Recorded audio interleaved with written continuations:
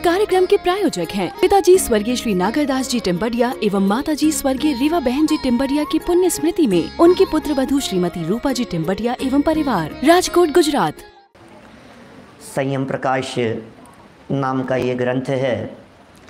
आचार्य महाराज सूर्य सागर जी साहब द्वारा लिखी गई ये रचनाएं हैं। आचार्य तो वर्तमान के हुए, लेकिन बातें पूर्वाचार्यों का अनुसरण करके ही लिखी है। माने जो बातें हमें समय सार आदि ग्रंथों में मिलती है, जो बातें हमें कुंद कुंदाचार्य अमृत चंद्राचार्य देव के ग्रंथों में मिलती है, वे ही बातें हमें यहाँ इस संयम प्रकाश ग्रंथ में प्राप्त हो रही हैं। बहुत सुंदर सुंदर प्रकरण हैं, छोटी छोटी सी बातें सिखाते चले जाते हैं। श्रावकाचार ग्रंथ हैं और हम सब श्रावक हैं, तो श्रावकों के जीवन में प्रतिदिन करने योग्य कर्तव्य क्या हैं? तो बोले एक ही महत्वपूर्ण कर्तव्य है, जिसने आत्मा को जाना उसने सब जान लिया। बस कोई ज़्यादा तामझाम है ही नहीं। एक आत्मा को जाना बोले सब जान लिया, और जिसने आत्मा को नहीं जाना उसने कुछ नहीं जाना। आत्मा को जाने बिना व्रत, नियम, संयम, पूजन, पाठ, भक्ति, आराधना कुछ भी करो, सबके ऊपर चौकड़ी लगा दो, खत्म है। कुछ कुछ मतलब नहीं, अनंत बार किया है। तो आत्मा को जानना ही मूल प्रयोजन है। और आत्मा को जानने की जो विधि है, आत्मा को जानने की जो प्रक्रिया है, आत्मा को जानने की जो प्रोसेस है, उसके बारे में अमृत चंद्राचार्य देव पुरुषार्थ सिद्धि उपाय ग्रंथ 148 नंबर श्लोक में लिखते हैं। वे कहते हैं आत्म प्राप्ति का मूल उपाय सामायिक है। सामायिक का प्रकरण चल रहा है अपना। सामायिक किसे कहते हैं, सामायिक क्या होती है, सामायिक कैसे की जाती है, सामायिक करना बहुत ज़रूरी है। और सामायिक के बारे में हमने ये कहा था, सामायिक करने के लिए आपको कोई ज़्यादा दिमाग लगाने की ज़रूरत नहीं है। यहाँ आपके हृदय में स्वाध्याय चलता है, वो स्वाध्याय सुनो और सुनने के बाद में 10 मिनट आंख बंद करके बैठ जाओ। जो बात स्वाध्याय में सुनी है, जो बात प्रवचन में सुनी है, उस बात को 10 मिनट 15 मिनट बैठ करके आंख बंद करके बैठो यहाँ और विचार चिंतन चलने दो। बस समझ लो हो गई सामायिक। इसी का नाम सामायिक, और कुछ नहीं है सामायिक। बाकी जो प्रक्रिया बतलाई गई है वे तो विशेष पंचम गुणस्थानवर्ती जीवों के लिए, छठे सातवें गुणस्थानवर्ती जीवों के लिए, मुनिराजों के लिए, उत्तम श्रावकों के लिए वो सब पद्धति बतलाई है। यथा योग्य रीति से जो पद्धति यहाँ बतलाई गई है, उस पद्धति से भी सामायिक सीखेंगे हम।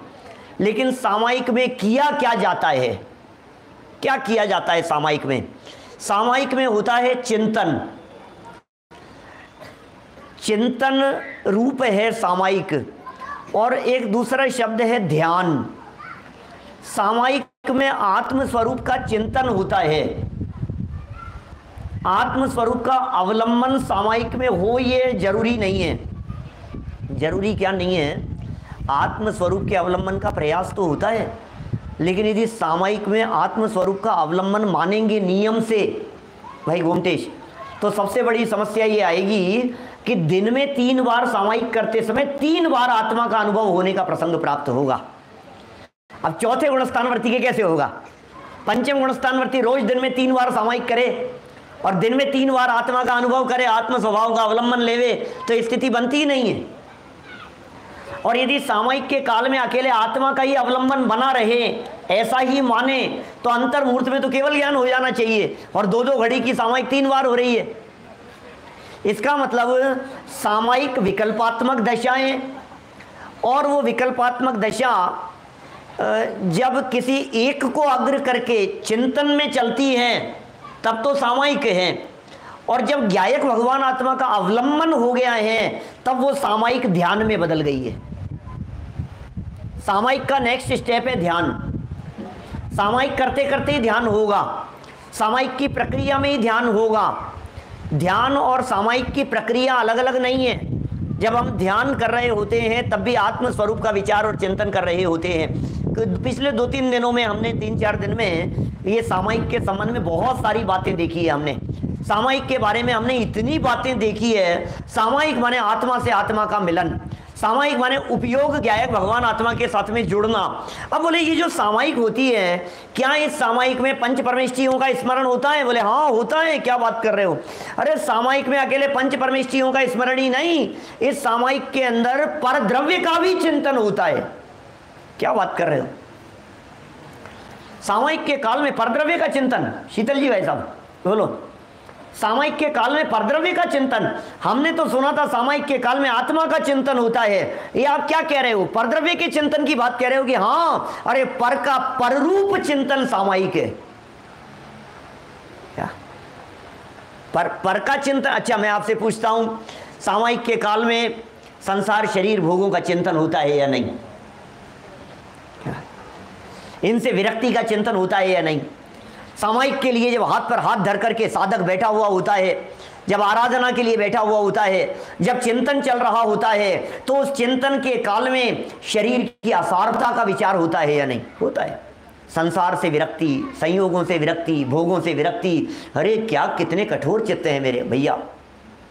अनंत काल हो गया संसार में रुलते रुलते, विचार कर रहे हैं। देखो साधक जीव बैठा बैठा आत्मा में तो कितनी देर विचार करेगा। 47 शक्तियों का पाठ कर लिया, 47 नए का विचार कर लिया, 47 शक्तियों के बारे में चिंतन करने लग गया।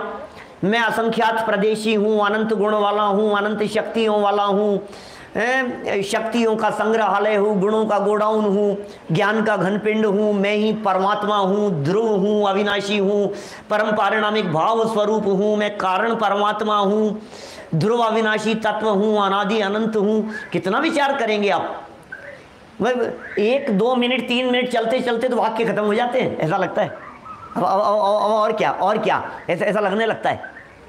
ज़्यादा भी हो सकता है, 10 मिनट 15 मिनट तक आप विचार कर सकते हैं, किसी भी एक विषय को उठा करके उसका विचार कर सकते हैं। लेकिन ये तो 2 घड़ी की सामायिक है भाई साहब।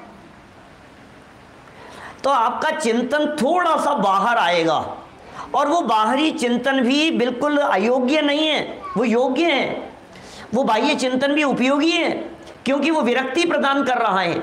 उस बाह्य चिंतन से संसार शरीर भोगों से विरक्ति हो रही है। उस बाह्य चिंतन के काल में स्वभाव के नजदीक जाने का प्रयत्न हो रहा है। अरे पर से हटना और अपने में लगना 2 बातें हैं ना, लेकिन दोनों एक ही है।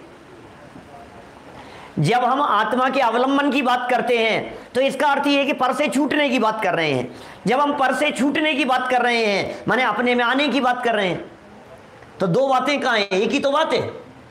हमने कहा आत्मा का ध्यान करो, तो आत्मा का ध्यान करने लगे। फिर हमने कहा आत्मा का नहीं, शरीर और संयोगों का ध्यान करो कि कैसा, कि इनकी असारता का ध्यान करो। तो क्या होगा? दृष्टि वहां से हटकर अपने आत्मा की तरफ आई। जब हमने ये चिंतन किया, इसमें दम नहीं है कुछ भी शरीर में, अरे इसमें दम नहीं है, अरे देखो तो सही, देखते देखते ही कहानी बदल जाती है भाई साहब। देखते देखते ही जीवन बदल जाता है।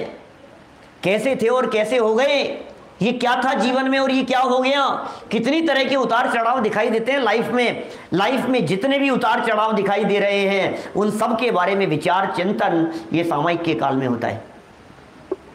देखो कितना पैसा था, देखो कैसे नुकसान हो गया, देखो इनका जवान बेटा मर गया, विचार चलते हैं ना इस तरह के।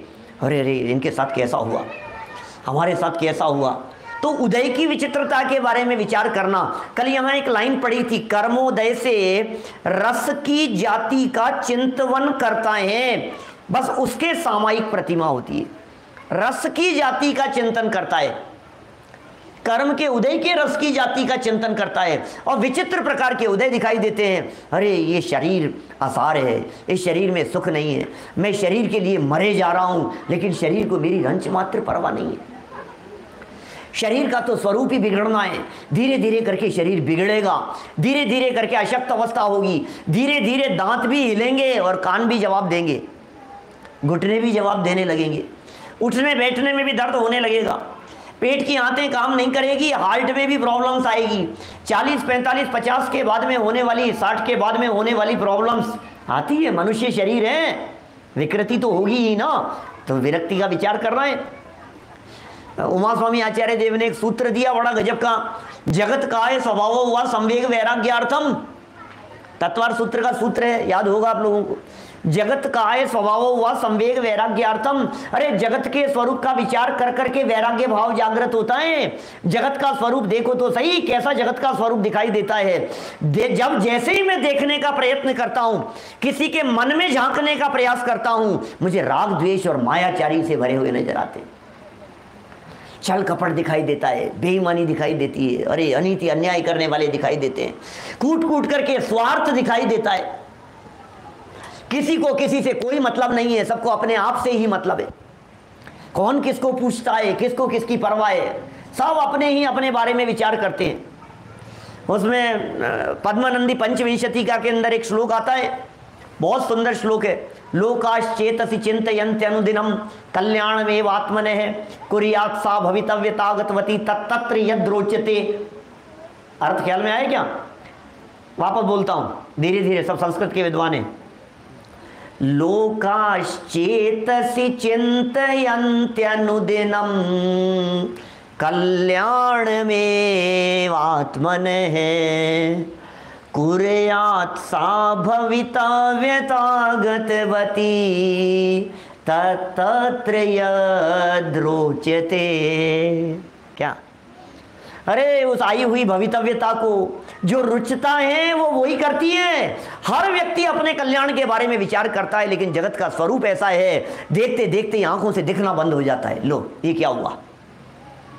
एकदम ऐसे झटका लगता है। विचार कर रहा है ज्ञानी जीव सामायिक के काल में, ये शरीर का स्वरूप ही इसी तरह का है। जब तक इंद्रियां काम कर रही है तब तक कर रही है, क्या पता कौन से क्षण ये इंद्रियां काम करना बंद कर देवे। इसलिए जिनवाणी की इन बातों को अपने हृदय की गहराइयों में इतना गहराई से चाप लीजिए, छप जानी चाहिए ये बातें हृदय में। यहाँ मस्तिष्क पटल पर ये जिनवाणी की बातें, तत्वज्ञान की बातें इतनी गहराई से छप जानी चाहिए कि यदि कर्णेंद्रिय ने काम करना बंद कर दिया, यदि चक्षु इंद्रिय ने काम करना बंद कर दिया, तो भी हमारी सामायिक और साधना बराबर चलती रहे।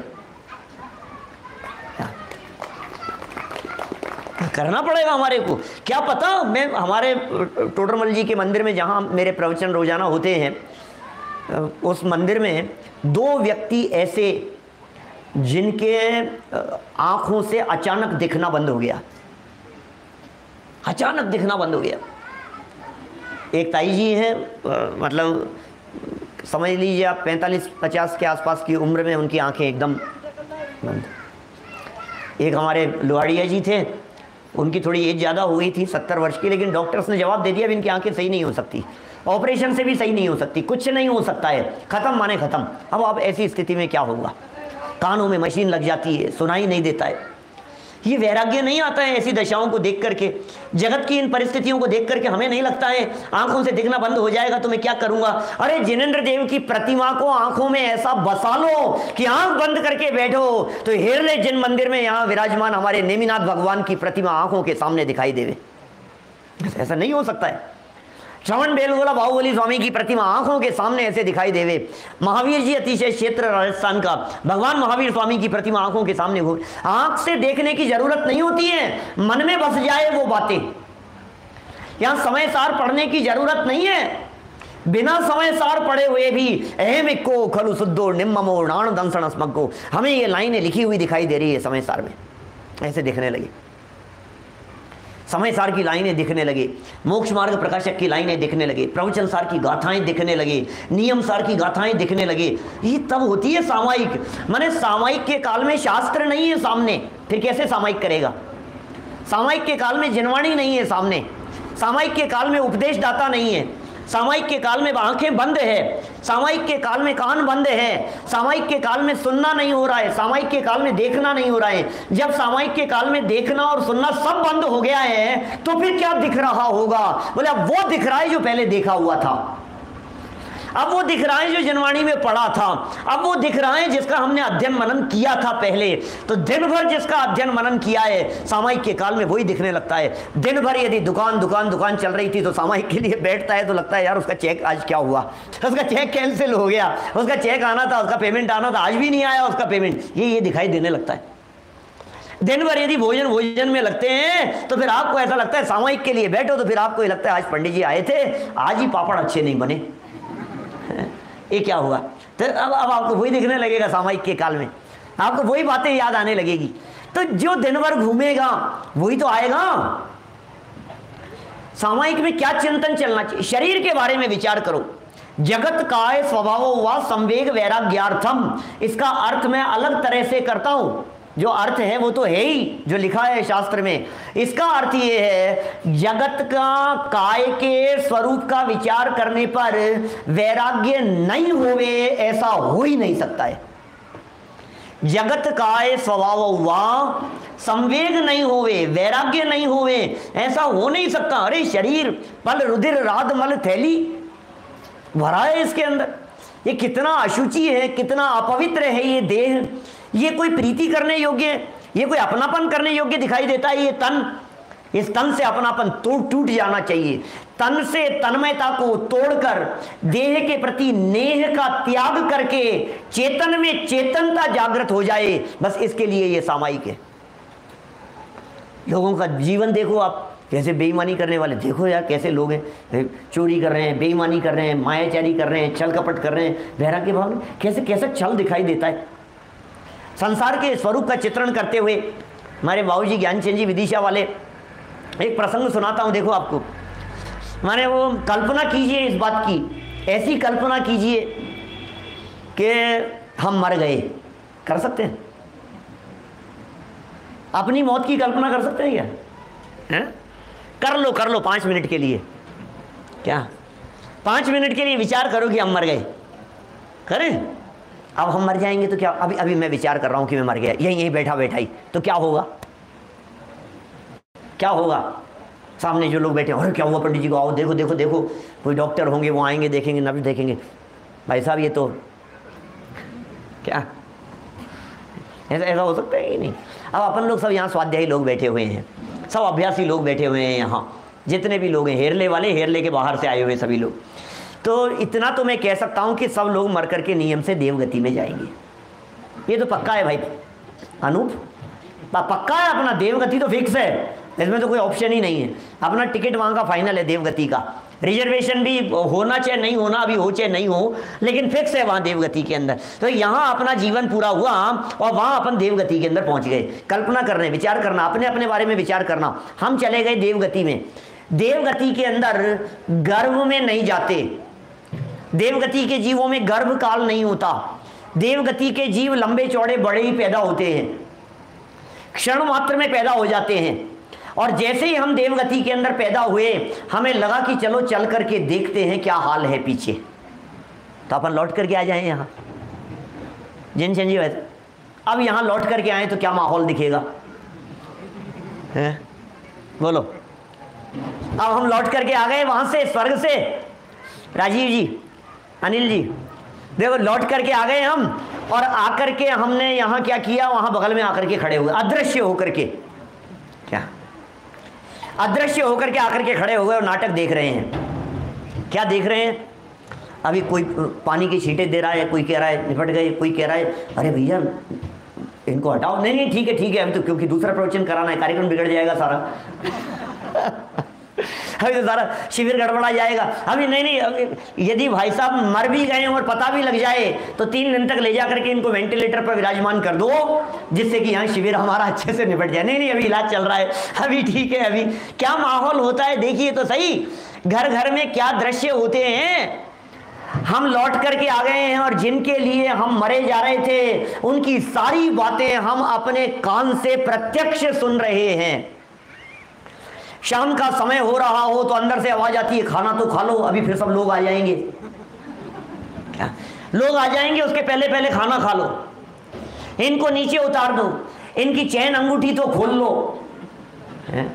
इनका सोना तो निकाल लो, इनका ऐसा तो कर लो। कैसी कैसी बातें चलने लगती है बोलो। आपने कल्पना की है, जिनको हम समझ रहे थे कि ये तो हमारे अपने हैं, सगे हैं, भाई साहब शव यात्रा प्रारंभ हुई और हम अपनी ही शव यात्रा में शामिल हो लिए देवगति से आए थे ना भाई प्रदीप, देवगति से आए थे हम तो, और अपनी शव यात्रा में शामिल हो लिए। और शव यात्रा में चलते चलते लोग चर्चा कर रहे हैं आपस में। किसके बारे में? हमारे बारे में। कोई अच्छी सुना रहा है तो कोई खोटी सुना रहा है, कोई कह रहा है कल ही तो पैसे दिए थे यार, लिखा पढ़ी भी नहीं हुई थी क्या क्या चल रहा है, लोगों के क्या क्या विचार चल रहे हैं, लोगों का चिंतन क्या क्या चल रहा है, सोच क्या चल रही है, वो सब हमारे को प्रत्यक्ष सुनने को मिल रही है भाई साहब। इसने मेरे साथ ऐसा किया था, इसके साथ ऐसा हुआ, अच्छा हुआ ये मर गया, अच्छा हुआ ऐसा हुआ वैसा हुआ, दुनिया भर की खरी खोटी ये सब कानों से सुन रहे हैं। ये वही लोग हैं जिन लोगों के बारे में हम विचार करते थे कि ये तो हमारे अपने हैं। आप सोचिए, शव यात्रा पूरी हो गई घर में, अब शाम का समय, आज तो वो स्पेशल एपिसोड आने वाला है सीरियल का, कोई क्या टीवी थोड़ी ना चला सकते हैं घर में, आज तो मरे हैं बाबूजी, क्या अभी तो मौत हुई है घर में, टीवी थोड़ी ना चलेगी क्या। और हम वहीं आकर के अदृश्य दरवाजे पर खड़े हो गए और अंदर से आवाज़ आती है, दरवाजे बंद करके चला ले धीरे आवाज़ में, हैं टीवी चलने लगा। और इतने में क्या होता है, इतने में किसी के सीढ़ियां चढ़ करके आने की आवाज़, अरे बंद कर कोई आ रहा है, और जैसे ही दरवाजा खुला, अरे बाबूजी चले गए। क्या हुआ, चले गए? अभी तो तुम्हें सीरियल दिख रहा था, अभी तो तुम्हें खान पान दिख रहा था, अभी तो तुम्हें मौज मस्ती देखो तो सही आप, कैसा नाटक है ये सब। दुनिया भर में ऐसा प्रदर्शन आपको देखने को मिलेगा, घर घर में ऐसे नाटक देखने को मिलेंगे, बच्चों को लेकर के, बहुओं को लेकर के, परिवार वालों को लेकर के, जगत के स्वरूप को देख करके क्या वैराग्य नहीं आता है, क्या विरक्ति नहीं होती है? हमें लगता नहीं है कि हम क्या कर रहे हैं, क्या हो गया है, हमारे हृदय कितने कठोर हो गए हैं। दादा तो ऐसा लिखते हैं, बोलते हैं अहिंसा वाले प्रवचन में, हमारे दिल इतने कठोर हो गए हैं कि एक कप चाय का प्याला सुबह लेकर के, हाथ में न्यूज़पेपर लेकर के पढ़ता रहता है और आवाज लगाता है, अरे सुनती हो, तुम्हें पता है आज वहां बाढ़ आ गई है, पता है 10,000 लोग मरे हैं, और चाय का प्याला गिरना तो बहुत दूर की बात है, हाथ धूसता तक नहीं है। कितने हृदय हमारे कठोर हो गए हैं, चाय का प्याला गिरना तो बहुत दूर की बात है भाई साहब, हजारों लोग मर गए हैं, और हमें आज ऑफिस के अंदर चर्चा करने के लिए, दुकान पर चर्चा करने के लिए टॉपिक मिल गया। इस टॉपिक पर चर्चा होगी। अब सामयिक के काल में ऐसे वैराग्य का विचार करता है ज्ञानी जी, ज्ञानी धर्मात्मा का ये विचार चलता रहता है, ज्ञानी धर्मात्मा इस तरह का चिंतन करता रहता है, शरीर के बारे में चिंतन करता रहता है, संयोगों के बारे में चिंतन करता रहता है, संयोगों की असारता के बारे में चिंतन करता रहता है, लोगों के परिणामों के बारे में चिंतन करता रहता है। ये सब पराश्रित चिंतन है, परावलंबी चिंतन है, लेकिन विरक्ति के लिए है, बाहर से हटने के लिए है, वैराग्य के लिए है, अपने में आ जाने के लिए है। क्योंकि सामयिक तो अपने में आने का नाम है ना, अपने में आने का नाम सामयिक है, तो अपने में क्यों नहीं आ पा रहा था? क्योंकि पर में इतना रचा पचा हुआ था कि अपने में आने की फुर्सत ही नहीं मिल रही थी। इतना रचा पचा हुआ था पर में कि अपने में आने की फुर्सत नहीं मिल रही थी इसको। इसलिए अब क्या कह रहे हैं, अपने में आने के लिए पर के स्वरूप को देख लो जरा, देखो जगत के स्वरूप को। ये सब विरक्ति की बातें यहां कह रहे हैं भैया। देखते देखते इल्जाम लगा लिए जाते हैं, झूठे इल्जाम लगा दिए जाते हैं। अरे क्या करें भाई, पाप कर्म का उदय हो तो जबरदस्ती के झूठे लांछन लगा दिए जाते हैं, पुण्य का उदय हो तो सारे कार्य अपने आप ही अनुकूल बनते हुए दिखाई देते हैं। क्या ये विचित्रता नहीं दिखती है हमारे को? कल हमने अंजना का उदाहरण आपको सुनाया था, अंजना की कहानी आपको सुनाई थी। आपको पता है अकेले अंजना के साथ में नहीं, ऐसी कितनी सतियां हैं जिनके साथ में जीवन में ऐसी घटनाएं घटी है। अकेले सतियों के साथ में नहीं, महापुरुषों के जीवन में कैसे कैसे प्रसंग बने हैं, क्या हमें नहीं पता है? सेठ सुदर्शन के साथ में जो बीती थी, यदि हमारे ऊपर बीत जाए तो तुरंत आत्महत्या करने का परिणाम आ जाए भाई साहब। सेठ सुदर्शन, जानते हैं क्या हुआ था सेठ सुदर्शन के साथ में? क्या सेठ सुदर्शन की कहानी पता है क्या? कितने लोगों को पता है? हाथ खड़ा करें तो पता लगे। बस सेठ सुदर्शन को नहीं जानते आप लोग? बस 2-4 लोग। सेठ सुदर्शन अरे बहुत ज्ञानी धर्मात्मा थे, वैराग्यमय जीवन था उनका। इस कार्यक्रम के प्रायोजक हैं पिताजी स्वर्गीय श्री नागरदास जी टिम्बडिया एवं माताजी स्वर्गीय रीवा बहन जी टिम्बडिया की पुण्य स्मृति में उनकी पुत्र वधू श्रीमती रूपा जी टिम्बडिया एवं परिवार, राजकोट गुजरात।